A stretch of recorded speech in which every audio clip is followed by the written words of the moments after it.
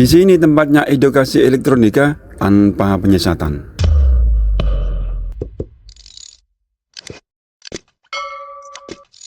Assalamualaikum warahmatullahi wabarakatuh, kawan-kawan. Kita ketemu lagi dalam channel Belajar Elektronika di sini. Kawan-kawan, kali ini kita akan membahas cara kerja power supply SMPS. Nah, seperti tampak dalam layar ini, kawan-kawan, ini adalah perbedaan power supply, yang mana power supply itu ada dua jenis, yaitu power supply yang linear seperti ini, kawan-kawan. Yang zaman dahulu ya, sekarang ada yang pembaharuan, yaitu SMPS jenisnya. Ciri-cirinya bagaimana? Ciri-cirinya tampak seperti ini. Ini menggunakan trafo konvensional, yaitu yang berupa inti besi. Kalau yang SMPS, ciri-cirinya adalah menggunakan trafo inti ferrit. Lebih jelasnya seperti ini, kawan-kawan ya.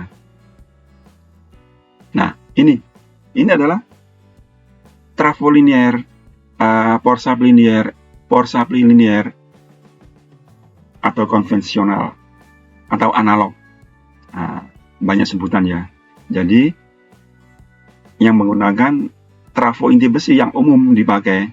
Ini sudah jelas ya. 5 ampere, 50 Hz, tegangannya sudah tertera di sini. Gitu? Nah, ini adalah bahan dasar pembuatan power supply SMPS, yaitu dia menggunakan trafo inti ferrit ya. Nah, penampakannya nanti setelah jadi seperti ini, kawan-kawan, umumnya ya. Jadi, kawan-kawan, ini kita akan jelaskan yang pelan-pelan. Ini penting sekali karena ini adalah sebuah dasar. Jadi, saya jamin para pemula nanti bisa mengerti karena akan kita jelaskan tahapan demi tahapan ya. Ini adalah yang akan kita terangkan ini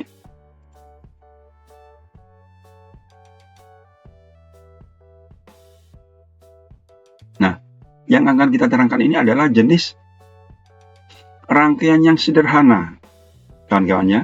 Jadi harap kawan-kawan supaya memahami betul-betul rangkaian ini. Kalau memang kawan-kawan ingin mempelajari cara kerja power supply SMPS, karena ini sangat ringan sekali, sangat sederhana sekali, gitu. Nanti kalau kawan-kawan sudah paham cara kerja seperti ini, akan bisa memahami yang lebih rumit lagi. Ini sekali lagi ini dasarnya ya. Jadi kawan-kawan harap memahami. Tapi kawan-kawan, baiklah ya. Sebelum saya menjelaskan tentang cara kerja rangkaian power supply ini kita biasakan akan mendahulukan blok diagramnya. Ini penting sekali, kawan-kawan. Jadi kita sebelum mempelajari rangkaiannya, ini rangkaiannya ya, kita harus memahami blok diagramnya. Apapun, misalkan televisi, ya kawan-kawan harus memahami blok diagramnya. Karena dari blok diagram ini kita sudah memahami blok-bloknya ya. Nah, kawan-kawan, blok diagram dari power supply SMPS adalah seperti ini ya. Pertama, AC input. AC input ini ya seperti biasa ya. PLN yang kita miliki ini ya, 50 Hz. Bentuknya seperti ini kita kalau melihat gelombangnya di osiloskop ya. Nah, keunggulannya ini adalah cara kerja power supply ini antara 100 sampai 300 ya. Kalau yang analog itu kan biasanya sudah dicantumkan, itu sudah dicantumkan.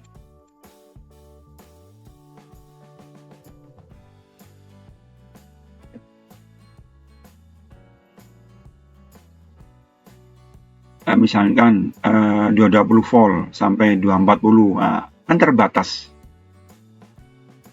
Trafonya kan terbatas, jadi riskan ada perubahan listrik, riskan akan terbakarnya trafo tersebut.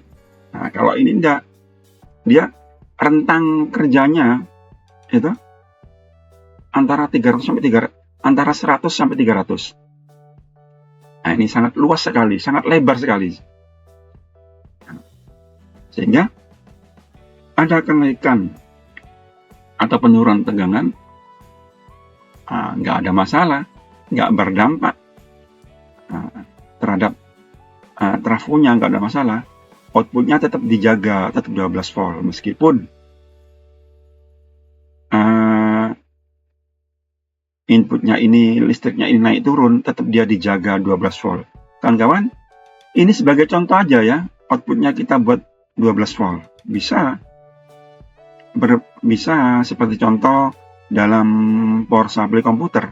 Dia banyak, ada 12, ada 5, ada 3, banyak cabangnya. Nah, ini berhubung ini kita mempelajari satu saja ya, untuk mempermudahkan bagi pemula. Untuk memahami rangkaian yang sangat sederhana ini. Nah, kawan-kawan, kembali lagi. Dari tegangan input ini masuk ya. Kita kembali ke ininya ya, blok diagramnya. Nah, tegangan ini masuk. Kemudian tegangan yang dari listrik ini langsung disiarkan ya, menggunakan diode. Nah, biasanya kan melalui trafo dulu diturunkan. Kalau ini tidak, langsung disiarkan menggunakan diode. Berarti di sini tegangannya akan besar sekali. Yang mana tegangan AC-nya adalah 220, kalau sudah dijadikan DC bisa sampai 300 volt. Kawan-kawan jangan kaget ya. Jadi 220 volt AC ketika disiarkan akan menjadi kurang lebih 300 volt DC. Karena apa? Ada rumus VDC sama dengan VAC dikali 1,4. Itu sudah rumus ya. Jadi di DC-nya nanti akan 300 kurang lebih ya. Lebih. Nah, kawan-kawan, setelah dari blok diagram ini kita menginjak ke blok berikutnya. Nah, blok berikutnya adalah dibuatkan osilator yang dibuatkan frekuensi yang berbentuk seperti ini ya. Di sini ada IC PWM-nya. Nah, ini IC pembangkit osilator kawan-kawan. Yang mana kita tahu bahwa untuk mentransfer tegangan dari primer ke sekunder itu harus berbentuk tegangan bolak-balik atau AC ya. Jadi kawan-kawan jangan bingung. Dari AC didc-kan ya. Kemudian dibuatkan AC lagi. Karena kalau DC doang ya tidak bisa ditransfer ke sekunder trafo. Nah, bagaimana dia bisa ditransfer tegangan dari primer ke sekunder? Harus menggunakan arus bolak-balik. Nah, dari mana dia dibuatkan pembangkit osilator? Nah, kenapa kawan-kawan? Pertanyaannya, dari AC itu di-DC-kan, kemudian di-AC-kan lagi. Nah, jawabannya kawan-kawan, karena di SMPS itu menggunakan satu frekuensi tinggi antara 15 kHz, gitu. Ini adalah masing-masing pabrik kawan-kawan, tidak ada ketetapan. Jadi semau-mau gue aja ya. Tapi kebanyakan frekuensinya digunakan oleh masing-masing pabrik itu antara 15 kHz sampai 50 kHz di antaranya ya. Nah, setelah frekuensinya tadi menggunakan frekuensi tinggi, ya ini kan frekuensi rendah, cuma 50 Hz. Kemudian bentuk gelombangnya juga dirubah. Nah, yang mana ini adalah gelombang sinus. Nah, ini menggunakan gelombang kotak-kotak. Apa tujuannya? Nah, di sini kan menggunakan SMPS ya, switching mode, switching, switch tahu ya, saklar ya, switch itu saklar. Jadi 0 ini 01 01 01 ya, switching. Nah, kawan-kawan, jadi untuk menaikkan dan menurunkan tegangan ini, kawan-kawan, dia menggunakan PWM. Apa itu PWM? PWM adalah pulsa with modulasi. Nah, jadi gelombang yang dimodulasi. Nah, supaya kawan-kawan ini paham tentang PWM, kita akan melebar sedikit mengenai frekuensi ya. PWM, pulsa with modulasi. Jadi gelombang yang dimodulasi. Nah, kita melebar sedikit agar kawan-kawan paham tentang PWM. Seperti ini kawan-kawan ya. Nah, kawan-kawan, ini coba saya perkenalkan kepada kawan-kawan tentang beberapa gelombang yang menggunakan modulasi ya. Nah, ambil contoh, kita pakai gelombang radio ya, menggunakan AM. AM ini adalah singkatannya amplitudo modulasi. Nah, yang dimodulasi apanya? Yang dimodulasi adalah audionya. Itu audio, kemudian dicampur dengan gelombang pembawa, jadilah AM seperti ini. Itu yang pertama ya. Ini kita belajar sistem modulasi loh ya. Beberapa frekuensi yang dimodulasi. Yang kedua, bisa juga menggunakan FM, yaitu frekuensi modulasi. Nah, gelombang audio, kemudian dicampurkan dengan gelombang pembawa, jadilah gelombang FM, frekuensi modulasi. Nah, kalau ini yang dimodulasi adalah amplitudonya, kalau ini yang dimodulasi adalah frekuensinya. Nah, kemudian yang terakhir, kawan-kawan, yang terakhir adalah kita mempelajari PWM, gitu. Nah, tapi di dalam PWM ini yang dimodulasi bukan gelombang audio, kawan-kawannya, bukan gelombang audio, kawan-kawan. Tapi apa? Duty cycle, kawan-kawan. Yang dimodulasi adalah duty cycle. Nah, duty cycle itu apa? Nah, jadi nanti duty cycle itu yang ini. Kalau untuk merubah tegangan, menaikkan dan merubah tegangan, dia menggunakan duty cycle. Nah, lebih jelasnya seperti contoh ini ya, kawan-kawan. Kita ambilkan contoh ya. Nah, ini kan kawan, kita lihat ya, dampak. Ini kita mengukur tegangan pakai avometer, ya toh. Dia dirubah duty cycle-nya, dia berdampak pada tegangannya.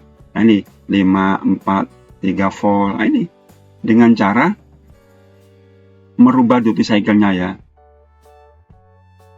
Nah, ini kan supaya paham, karena inti dari power supply SMPS adalah ya ini PWM-nya ini, pulsa with modulasi, artinya dia menaikkan dan menurunkan tegangan dengan cara merubah duty cycle-nya.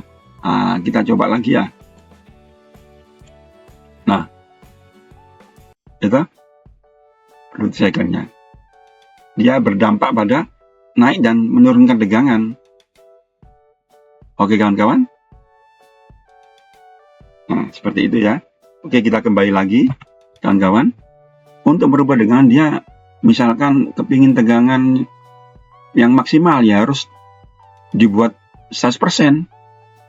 Nah, atau kalau kita bikin tegangan separuhnya, ya dibikin seperti ini, duty cycle-nya. Nah, atau kalau 0 ya dibuat seperti ini. Nah, itulah kawan-kawannya. Jadi, poin daripada power supply SMPS ini adalah di sini ini. Nah, kita kembali lagi, kawan-kawan.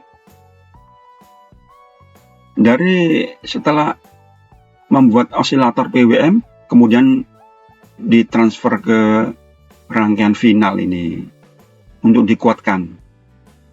Nah, dikuatkan powernya. Jadi, menginginkan berapa ampere? Nah, dari sini ini. Berapa ampere yang dikeluarkan? Dayanya berapa watt yang dikeluarkan? Nah, dari transistor finalnya ini atau MOSFET-nya ini, kawan-kawan. Bisa menggunakan transistor, bisa menggunakan MOSFET.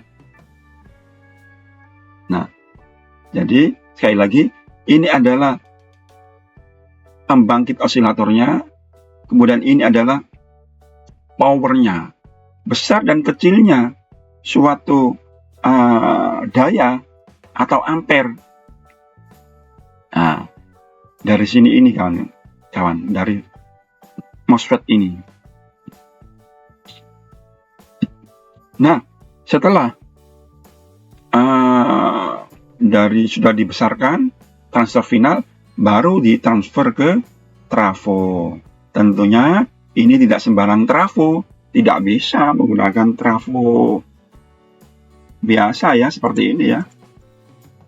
Nah, tidak bisa menggunakan trafo ini, tidak bisa, karena ini tidak match ya. Ini adalah untuk frekuensi rendah 50 Hz ya. Yang memungkinkan adalah menggunakan trafo inti ferrit. Ferrit bukan besi ini ya, bukan serbuk besi. Inti ferrit terbuat dari serbuk besi, digunakan untuk frekuensi tinggi ya, seperti flyback ya, flyback TV tabung itu juga menggunakan inti ferrit, kawan-kawannya. Nah, trafo flyback seperti ini ya, bagi yang masih memahami TV tabung, nah itu menggunakan trafo flyback ya. Nah, dia karena frekuensinya 15 kHz ya, menggunakan inti ferrit. Nah, seperti ini. Nah, kembali lagi kawan-kawan, kembali lagi kepada bahasan kita ya.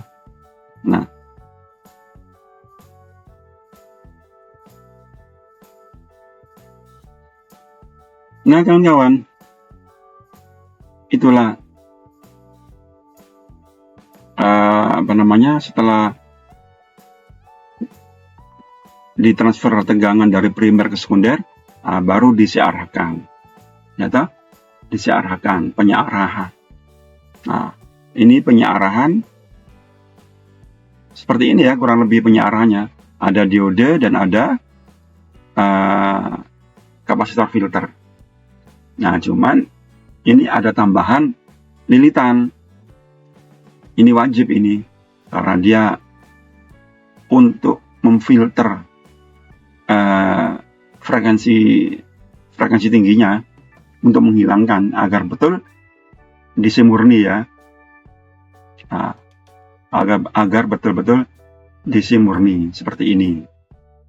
Nah, setelah sampai di sini kawan-kawan, dia sudah output sudah, tapi dia belum stabil.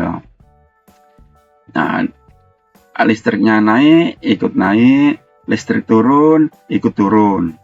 Nah, bagaimana cara untuk menstabilkan tegangan? Dia menggunakan feedback. Nah, ketika ada tegangan naik, dia menginformasikan kepada IC PWM ini.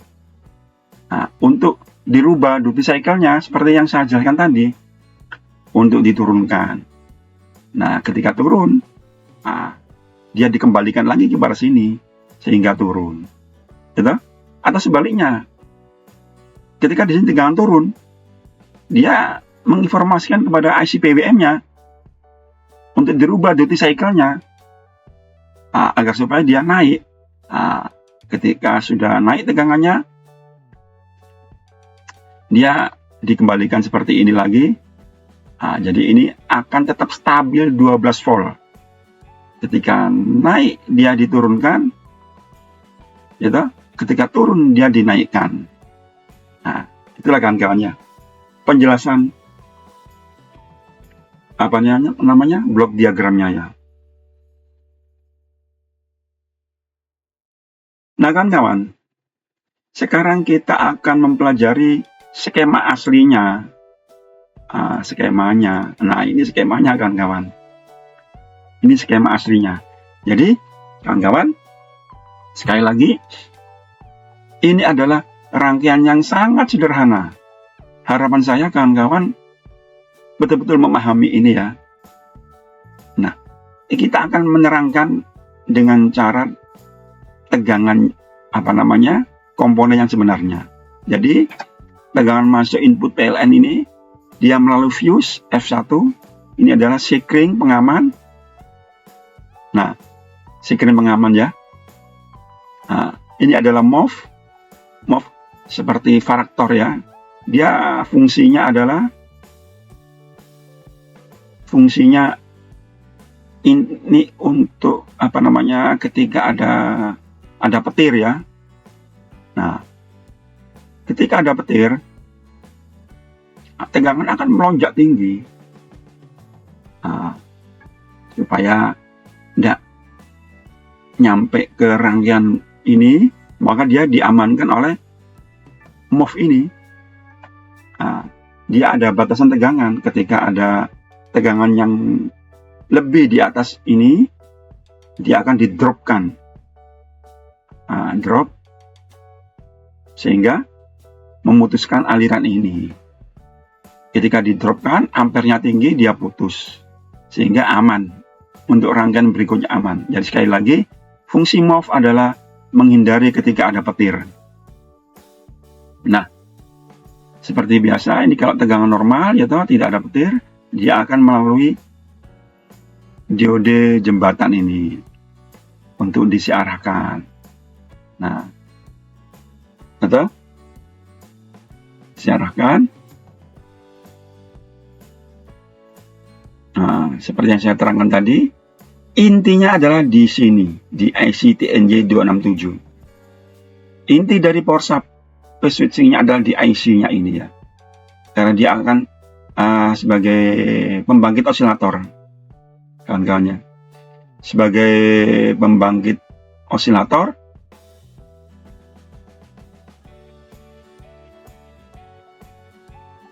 ya kan kawan? Mungkin kawan-kawan ini akan kita terangkan tahapan demi tahapan ya. Nah, bagaimana dia cara menyiarahkannya kawan-kawan? Cara menyiarahkan tegangannya kita lihat di sini ya. Nah, ini sekali lagi untuk pemula loh ya. Untuk teman-teman profesional saya kira sudah paham semua. Kawan-kawan, ketika tegangan AC disiarahkan menggunakan 4 diode ini ya. Nah, ini supaya lebih sederhana, ini kita potong rangkaiannya ya seperti ini ya. Nah, jadi kita tidak usah melebar ke sana. Nah, ini kita potong rangkaiannya seperti ini ya. Nah, bagaimana dia tegangan AC sehingga menjadi DC? Nah, ini kita lebih dalam lagi ya penjelasannya. Kita jelaskan ya. Nah, ketika tegangan masuk berupa AC gitu,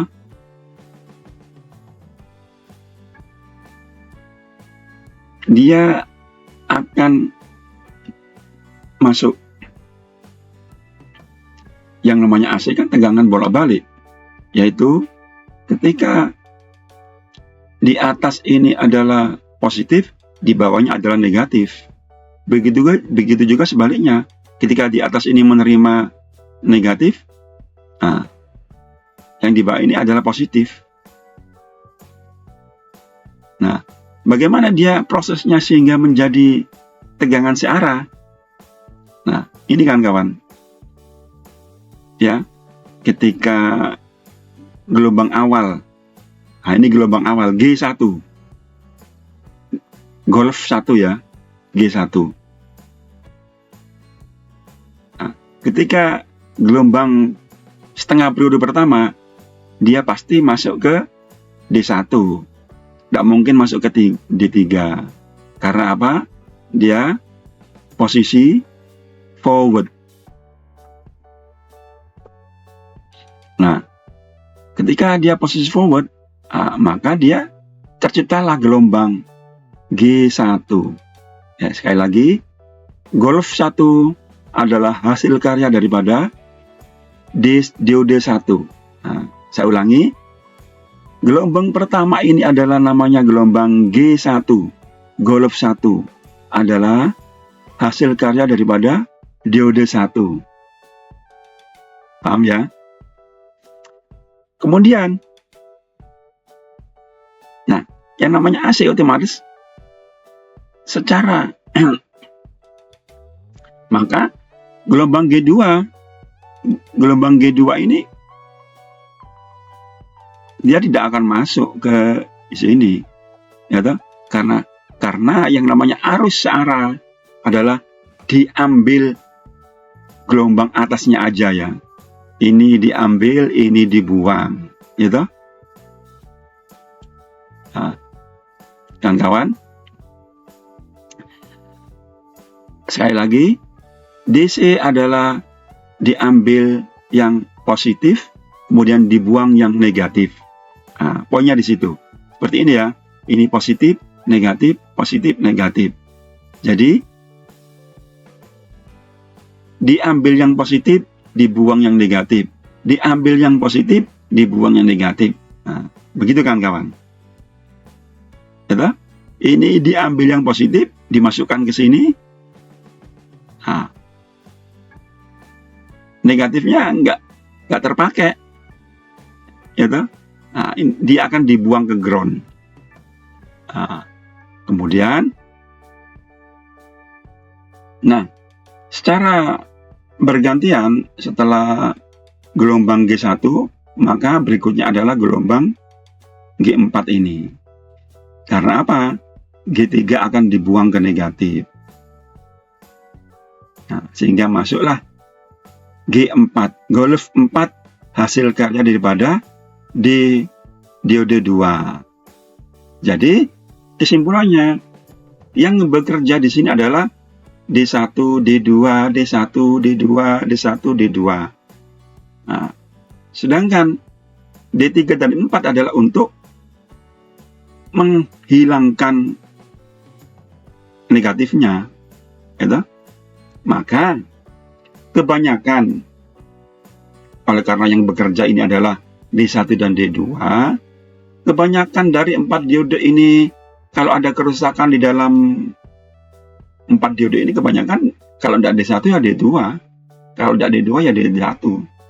Ini jarang rusak ini, D3, D4 ini. Kebanyakan kalau ada masalah di penyiaran ini, kebanyakan yang rusak adalah di D1 atau D2. Nah, sehingga gelombangnya akan tampak seperti ini kan kawan. Ya, G1, G4, G1, G4, dan seterusnya. Sehingga terjadilah gelombang seperti ini. Nah, kalau sudah melalui filter kapasitor, gitu, hasil akhirnya adalah seperti ini kan kawan ya. Nah, berarti tugas daripada penyiaran tahap pertama ini sudah selesai. Kawan-kawannya.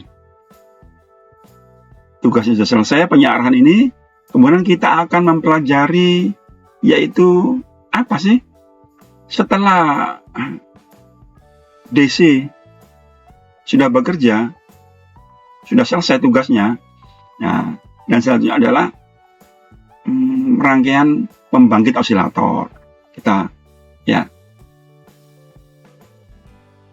rangkaian pembangkit osilator ya, seperti ini ya. Setelah penyiarahan, ya toh. Nah, dia langsung ke PWM ini ya.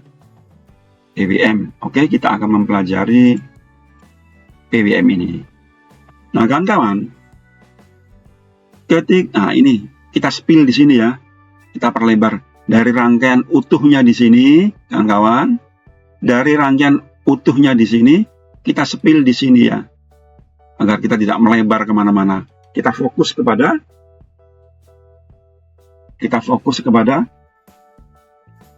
rangkaian pembangkit osilator ini. Nah, poinnya, intinya, ini yang penting dari power supply SMPS ini adalah otaknya di sini, di IC. Nah, IC TNJ267 setelah kita perdalam, isinya seperti ini kan kawan, isinya. Nah, IC TNJ267. Nah kawan-kawan, ketika kita mengetahui tipe IC-nya, kita bisa melihat datasheet. Nah, googling aja datasheet IC TNJ267, langsung keluar isi dalamannya apa seperti ini kan kawan. Nah, di dalam IC ini sehingga kita bisa mempelajari gitu. Di sini ada osilatornya. Nah, ini poinnya, pembangkit osilator. Gitu. Pembangkit osilator berbentuk pulsa seperti ini. Gitu. Setelah dibangkitkan osilator, kawan-kawan, outputnya di sini.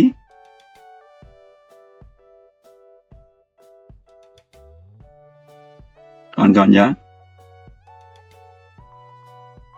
Outputnya untuk ditransfer ke trafo. Nah, sekali lagi, kawan-kawan, berapa frekuensinya? Frekuensinya berkisar antara 15 kHz sampai 50 kHz. Nah, artinya apa ini?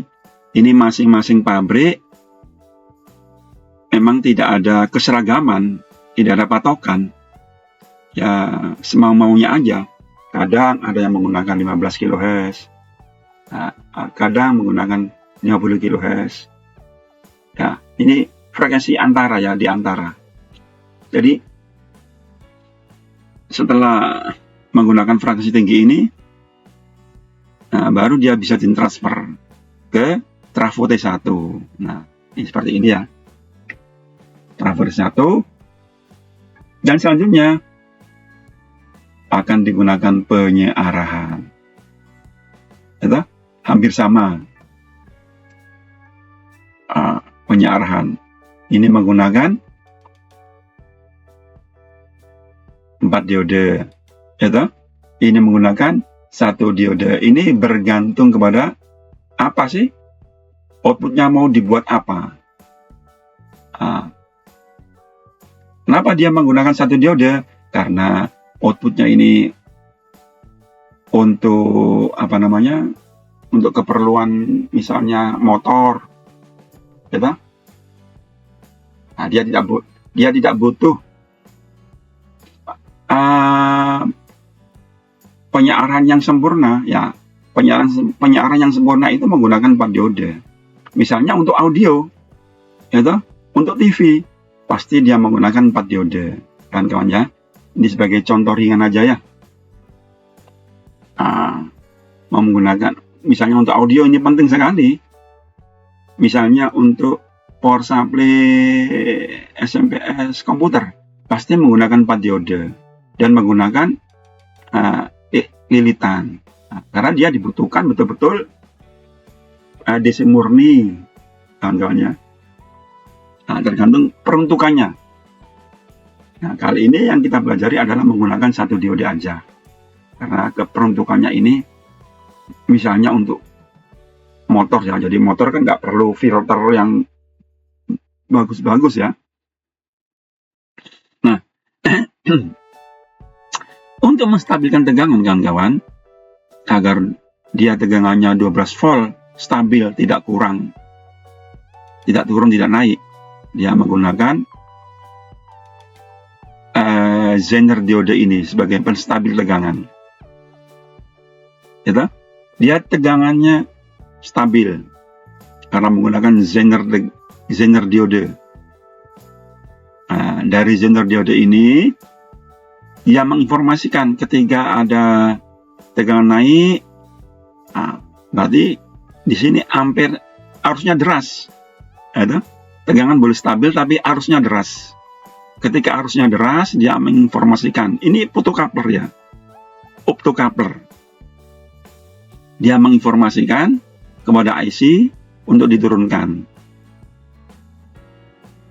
Kawan-kawan ya, untuk diturunkan ke trafo sehingga turun. Ketika turun, dia menginformasikan untuk dinaikkan. Nah, inilah hebatnya pengendalinya di sini, di IC-nya ini ya. IC pengendalinya di sini. Dia bisa menaikkan dan menurunkan tegangan menggunakan duty cycle tadi. Menggunakan duty cycle. Ini kawan-kawannya. Nah, begitu kawan-kawannya. Jadi ini adalah rangkaian yang sangat sederhana, kawan-kawan harus memahami ini, ya. Sementara itu, kalau ada yang kurang jelas, kawan-kawan bisa bertanya di dalam kolom komentar, pasti akan kami jawab nanti. Sehingga itu kawan-kawan ya. Terima kasih telah menonton. Sampai jumpa.